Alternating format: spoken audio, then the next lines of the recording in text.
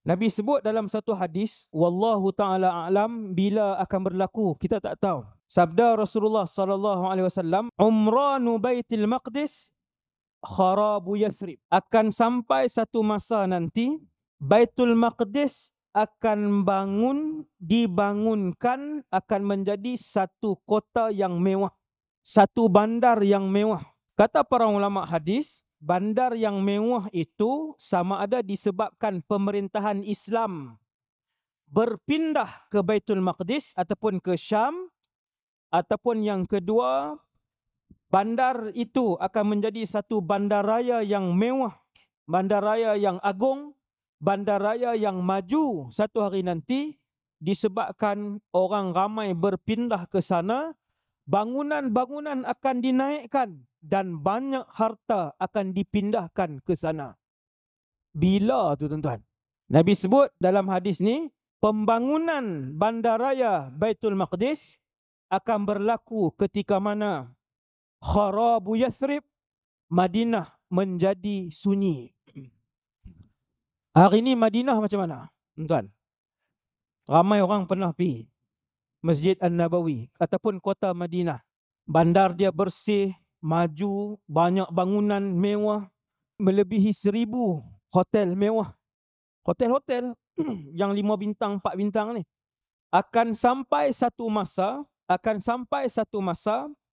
ketika mana bandar Madinah menjadi sunyi, sehingga anjing-anjing berkeliaran di luar Masjid An-Nabawi.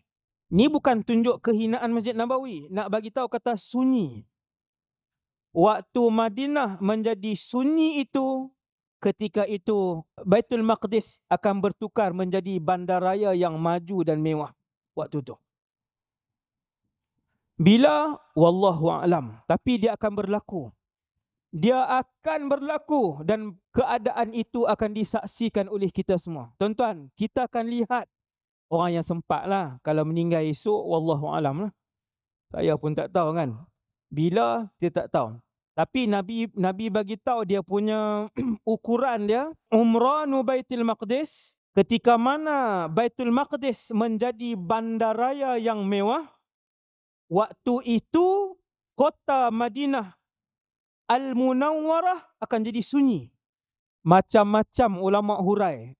Antara pandangan ulama sebut, keadaan itu berlaku sebab pusat pemerintahan Islam ketika itu bukan di Madinah, bukan di Mekah, bukan di Malaysia, bukan di Iraq, berpindah ke Syam. Pusat pemerintahan Islam ketika itu berpindah ke Syam. Waktu itu Madinah ditinggalkan. Nabi sebut lagi, ketika mana kota Madinah menjadi sunyi, ditinggalkan, Baitul Maqdis akan bertukar menjadi satu bandaraya yang mewah dan maju. Ketika itu akan berlaku perang besar. Tadi baru kita nak seronok sikit kan. Ketika itu akan berlaku perang besar, yang dinamakan hari ini Perang Dunia Ketiga.